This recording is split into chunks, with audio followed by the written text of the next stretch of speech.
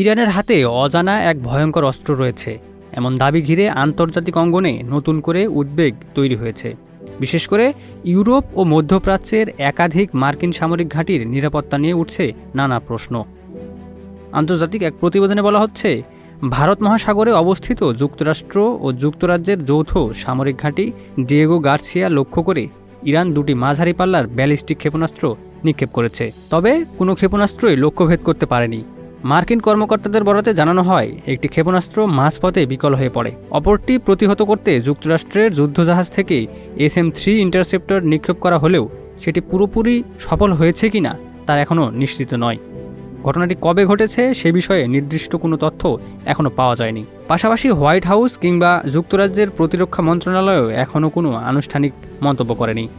বিশ্লেষকদের মতে, প্রায় 4000 কিলোমিটার দূরের এই ঘাঁটিকে লক্ষ্য করা ইরানের ক্ষেপণাস্ত্র সক্ষমতা নিয়ে নতুন করে প্রশ্ন তুলেছে। কারণ দেশটি আগে দাবি করেছিল তাদের সর্বোচ্চ পাল্লা প্রায় 2000 কিলোমিটার। এ ঘটনার পর নড়ে চড়ে বসেছে ট্রাম্প প্রশাসন। কারণ ডিয়েগো গার্সিয়া ঘাঁটিটি যুক্তরাষ্ট্রের জন্য একটি গুরুত্বপূর্ণ কৌশলগত কেন্দ্র, যেখানে বোমারু বিমান ও পারমাণবিক সাবমেরিন মোতায়েন রয়েছে। Ikramuzzaman, news flash 71।